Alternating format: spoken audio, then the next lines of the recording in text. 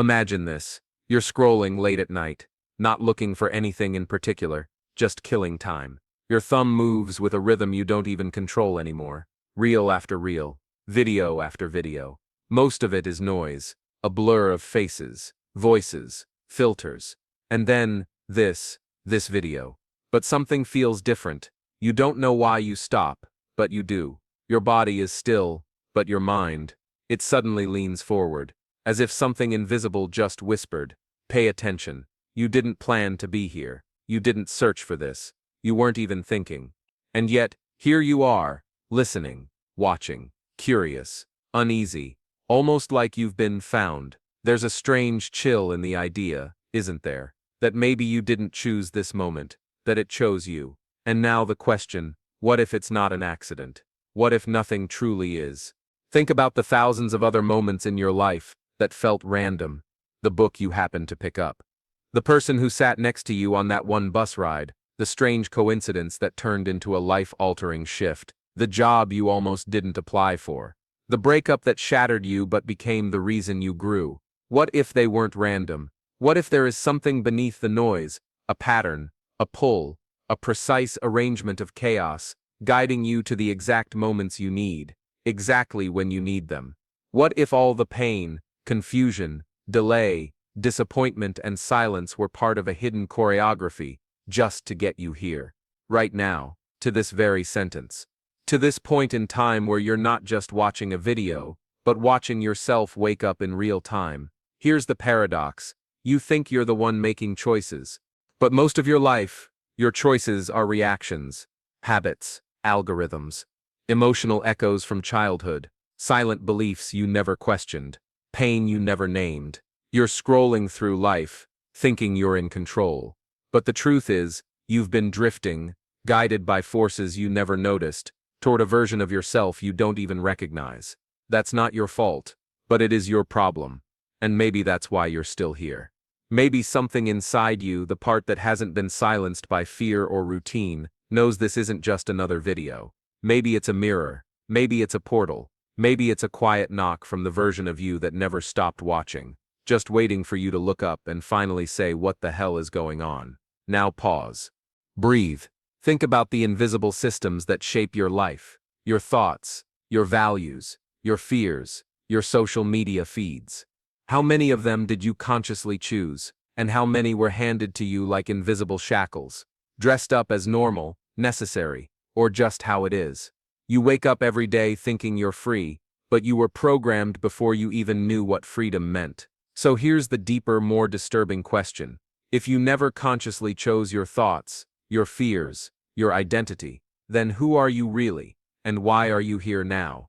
Something called you, maybe not in words, maybe not even in thoughts, but somewhere in the fog of daily life, where algorithms, traumas, distractions, and silent dreams all fight for your attention, something broke through. It found a crack, a moment of openness, a single gap in your armor, and that's when this video slipped in. Not as entertainment, not as another dopamine hit, but as a mirror showing you the edges of a truth you've been circling your whole life but never dared to confront. This isn't about fate, or destiny, or divine timing. It's about readiness. Maybe you weren't ready yesterday. Maybe you wouldn't be ready tomorrow. But now for whatever reason, you're just awake enough to feel the pull, that feeling in your chest, that friction in your thoughts, that tension in your gut that says, there's more, there has to be more. That's not random. That's the beginning of something. The question is, will you follow it? Because what comes next isn't easy. It will unearth things you've buried.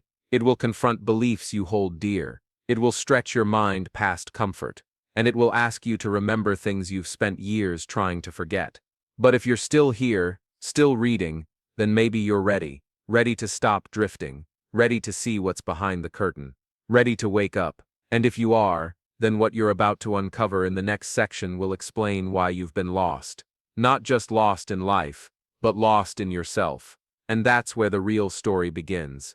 Here's the truth you weren't taught. Most people don't live their lives. They live a story that was handed to them. Before you even had language, you were absorbing, watching, soaking in the world like a sponge. Its rules, its warnings, its silent commands. Who to be, what not to feel, What dreams are too much? What love should cost you? You didn't choose your fears. You inherited them. Your parents were shaped by their parents. Your teachers by their teachers. Your culture by centuries of fear, power, war, religion, repression, media, and you. You were thrown into that ocean, without a life jacket. No one asked what your soul wanted. They only trained you to survive. Survive school. Survive judgment. Survive heartbreak. Survive failure. Survive long enough to forget that surviving is not the same as living. And somewhere along the way, you forgot that you forgot. Carl Jung called it the unconscious, the vast hidden reservoir beneath the surface of your mind that holds your instincts, your suppressed desires, your pain.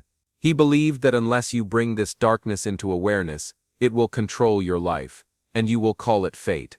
Think about that. How many things in your life do you chalk up to just how I am? Your anxiety, your procrastination, your people-pleasing, your fear of being seen, your constant need to prove, your inability to rest without guilt. You think these are personal flaws, but what if they're just symptoms of a deeper fracture? A fracture between who you really are and who you were forced to become. Arthur Schopenhauer once wrote, "A man can do what he wills, but he cannot will what he wills." It's a haunting idea. You can take action. Yes. You can will yourself to wake up early, to go to the gym, to build something. But where did the desire to do those things come from? And more disturbingly, where did the lack of desire come from? Why do some people drown in apathy, while others chase greatness? Why do some run toward their dreams while others sabotage every opportunity? The answer isn't intelligence or motivation, it's conditioning.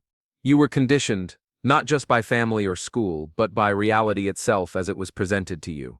Jean-Paul Sartre believed that human beings are condemned to be free, which means we have total freedom, but we also carry the unbearable weight of it. And because that freedom terrifies us, we cling to roles, titles, identities, patterns. We live in cages built from shoulds. You should be responsible. You should be realistic. You should settle down. You should keep the peace. You should not want too much. But who benefits when you follow all those shoulds? Who profits from your silence? Who thrives when you stay small? Here's the hidden problem. You've mistaken obedience for morality. You've confused fear for maturity. And you've traded your potential for approval. It's conditioning. And the scariest part? You didn't even realize it. Because the system didn't need you to realize. It just needed you to adapt. To numb yourself with entertainment. To quiet your intuition with logic. To explain away your misery with being grateful. To distract yourself just enough that you don't ask the one question that breaks the whole thing open. What if everything I believe about myself is a lie? Aldous Huxley warned of a future, not of oppression, but of pleasure.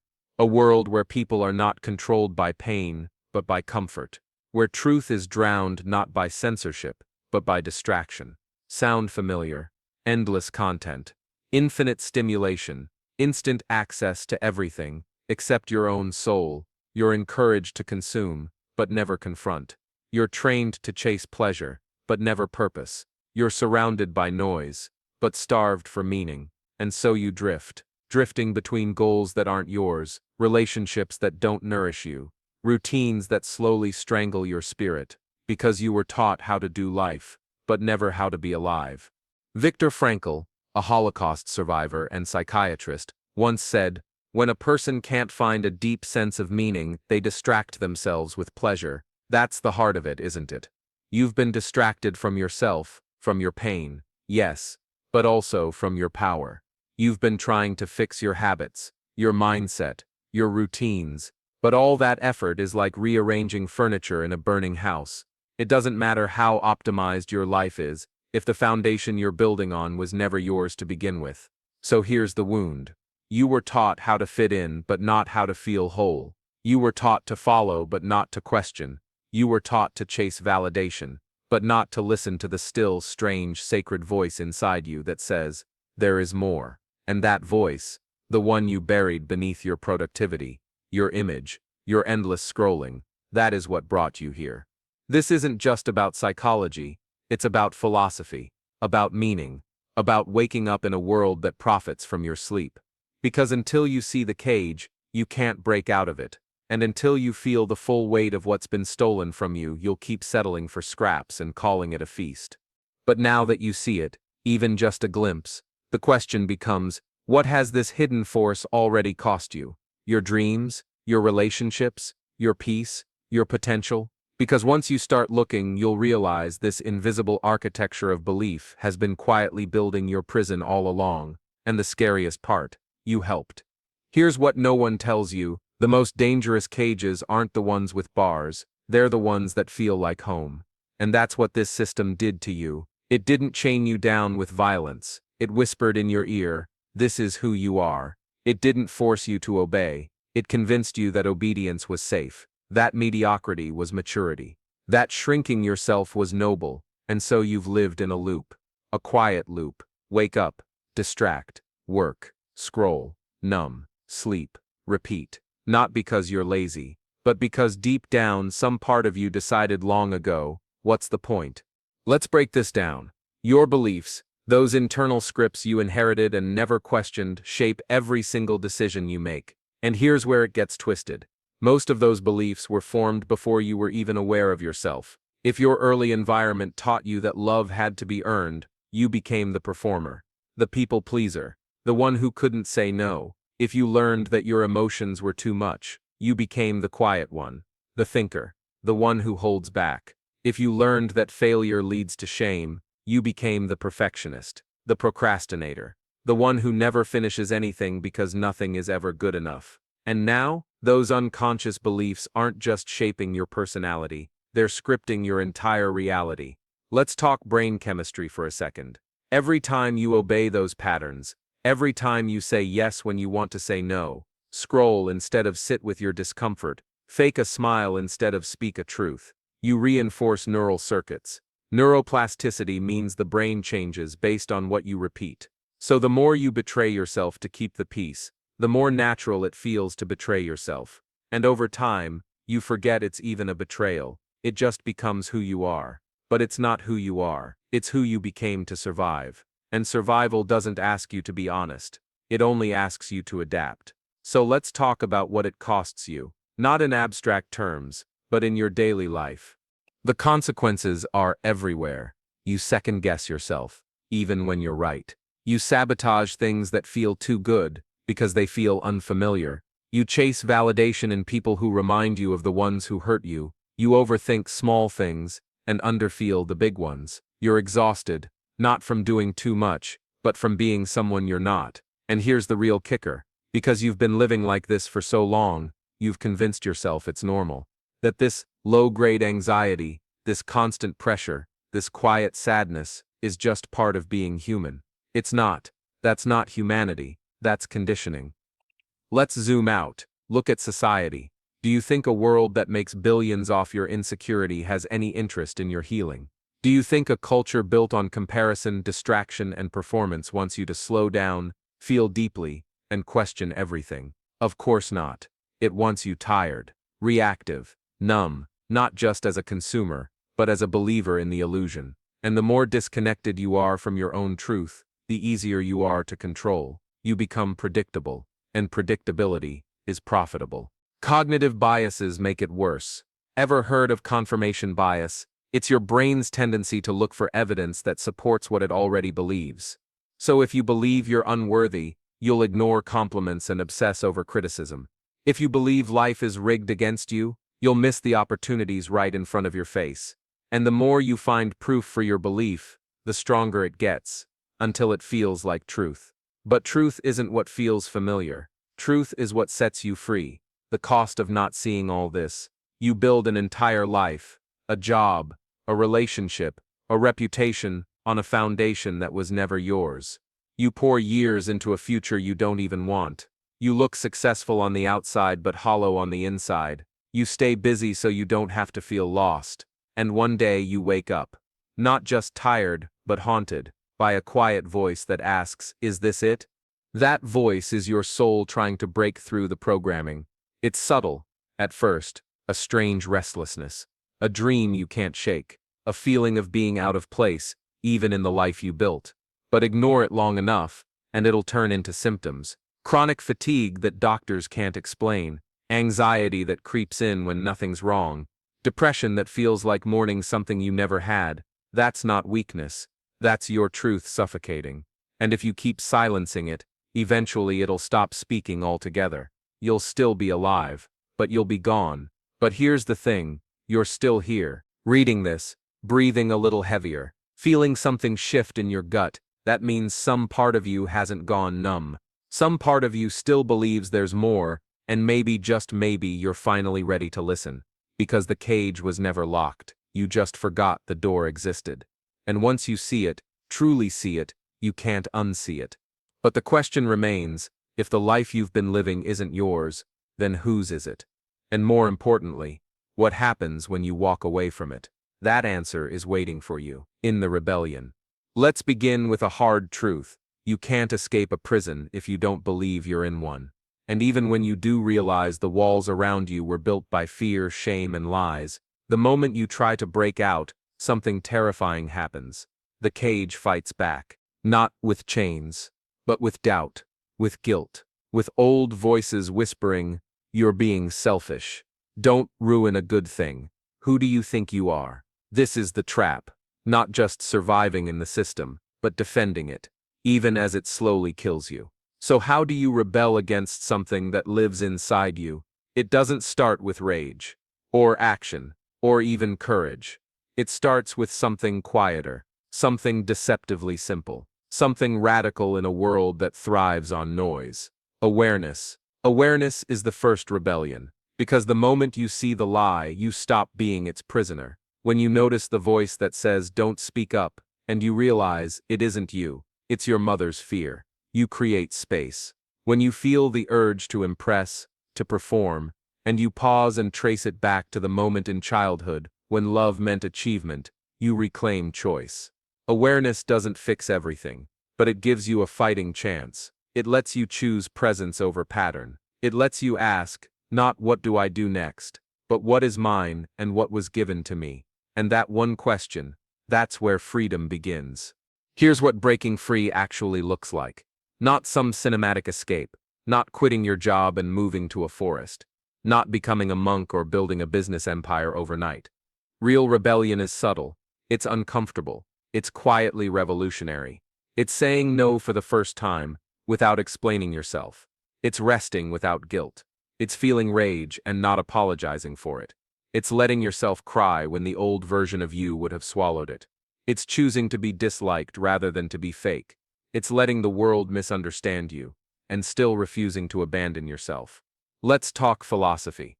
Friedrich Nietzsche believed that in order to become who you truly are, you must go through the death of who you were conditioned to be.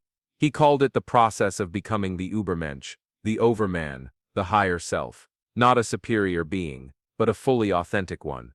Someone who creates their own values, their own meaning, their own life, instead of inheriting one built by fear, religion, culture, or trauma. But to do that, something has to die, and death is painful. That's why most people never transform. They keep trying to upgrade the mask instead of taking it off. Here's a story. A tiger raised in a circus spends its entire life walking in circles inside a small cage. Then one day, the door is left open. And you know what it does? It keeps walking in circles, because the pattern is safer than the unknown. Because freedom feels like danger when you've never known it. That's you, or at least, the part of you that's terrified to break the cycle. But that terror? That's the doorway. Fear is not a warning, it's a compass. So, how do you walk through that doorway? Here are a few truths most won't tell you. You won't feel ready. That feeling is a myth. If you wait for readiness, you'll wait forever. You will lose people, but you'll also find people who see you without the mask. You will grieve, not just what you lose, but who you used to be. That version of you that played it safe, it kept you alive. Mourn it, then let it go. You will doubt yourself. Constantly. That's normal. Doubt doesn't mean you're wrong. It means you're walking a path no one gave you a map for. And most importantly, you'll feel alone. But you're not. You're just early. Others will follow. Some are watching you now, waiting for permission to do the same. Now here's the twist. This isn't about becoming someone new. It's about remembering who you were before the world told you who to be. The rebellion isn't about running away, it's about returning to the self that was buried, to the instincts you silenced, to the desires you called unrealistic, to the parts of you that scared them because they were too wild, too raw, too real. But real is what heals you, and wild is what frees you. Here's what happens when you start living like that. Your relationships get real fast. Some vanish, some deepen, but none stay surface level. Your decisions become terrifying because they're finally yours. You start saying things you once thought were too much. You start wanting things you once said were not for people like me. You start feeling again, not just happiness, but grief, rage, longing, clarity, and you begin to realize, this is what being alive feels like. Not easy, but real. There will come a moment, and maybe this is that moment where you have to choose.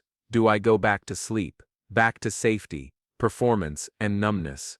Or do I keep walking into the fire of myself, even if it burns down everything I built to survive? Because on the other side of that fire, there's something waiting, not a perfect life, but a true one, not a finish line, but yourself. And that's where the final piece of the puzzle appears. Not in what you do, but in what you finally see, the ultimate truth. It's time to stop pretending, not to the world, to yourself, because deep down beneath the trauma, the overthinking, the masks, the smiles, you've always known something was wrong. Not wrong like broken. Wrong like misaligned. Like your soul was wearing someone else's clothes. Like you were handed a script you never auditioned for and told, this is your role now. Learn your lines. And for a while you did. You convinced yourself that fulfillment was a checklist. That meaning was something you'd earn after enough struggle. That love was a reward for being small, agreeable, nice. But now, you're seeing it. The glitch in the system. The crack in the mask. You're waking up. And that changes everything. Here's the ultimate truth. You were never lost. Not really. You were just layered, buried, distracted. By stories that weren't yours. By pain you never deserved. By noise designed to keep you numb. But beneath it all, there's always been a signal. A faint pulse. A stubborn aliveness. A whisper that says, there's something more. And that whisper, it never stopped. You just got too loud to hear it. Until now. Let's strip it all back. No more psychology. No more philosophy. Just you. Right here. Right now. Breathing. You want to know the truth? You were born whole. Worthy. Wise. Not perfect. But pure. Then the world happened. And the world told you you were too much. Too intense. Too sensitive. Too quiet. Too weird. Too soft. Too loud. So you chipped away at yourself. Until you fit into the mold. Until you were palatable, digestible. And what did that get you? Approval, maybe. But peace, never. Because peace doesn't come from being accepted. Peace comes from being known, fully, rawly, without apology. And that can only happen when you stop editing who you are and start embodying it. That's the final key, not changing yourself, but coming back to yourself. That's what this whole thing has been about. Not healing so you can be better. Healing so you can remember. Not chasing purpose like it's out there, but becoming still enough to feel that it's already inside you. You don't need another strategy, or book, or life hack. You need to come home. Home to the parts of you you abandoned. Home to the wildness they told you to quiet. Home to the grief you didn't have time to feel. Home to the dreams you called stupid, because no one around you believed in magic. This is the final rebellion. To exist as your whole, unedited self in a world that profits from your doubt. To no longer measure your worth by productivity. To no longer wait for permission to matter. To no longer outsource your identity to trends, trauma, or other people's opinions. This is what it means to wake up. And when you do, when you really do, you'll look around and realize, most people are still asleep. Still performing. Still chasing a version of happiness that was sold to them in pieces. You'll want to shake them. To scream. You're not broken. You're just buried. But that's not your job. Your job is to live awake. To show what's possible. To become the living contradiction in a world of conformity. Not by preaching, but by being. Fully, boldly, unapologetically. Now let's get practical. You want to reclaim yourself? Start here. Sit in silence. Every day. Even if it's 5 minutes. Let your soul speak. Write down what you really want. not what's expected of you. Say something today that scares you, not because it's offensive, but because it's true. Let yourself be seen, not the polished version. You. Make room for grief. You lost pieces of yourself along the way. Mourn them. Forgive yourself, not for what you did, but for what you didn't know. And then, choose, not the life you were handed, the life that calls you, the one you feel in your bones when everything else is quiet. That life, it's real, and it's waiting for you. But it won't chase you, it will only mirror your courage. Let's go back to where we began. You didn't find this video. This video found you. And now that it has, you're left with a choice. Will you go back? Back to the scroll, back to the noise, back to pretending? Or will you take the first step, not forward, but inward? Because the real path doesn't go out there. It goes in, and the deeper in you go, the freer you become. So take this moment. Close your eyes, breathe deep, and ask, not with your mind, but with your body. What part of me have I been avoiding?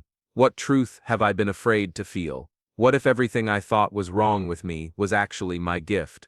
Feel the weight of those questions. Don't rush for answers. Let them live inside you, because if you sit with them long enough, they'll crack something open. And what spills out, it won't be weakness, or shame, or failure. It will be you, the you who remembers, the you who sees clearly now, the you who's done waiting to be chosen, fixed, saved, or approved, the you who's finally ready to live. The rebellion is complete.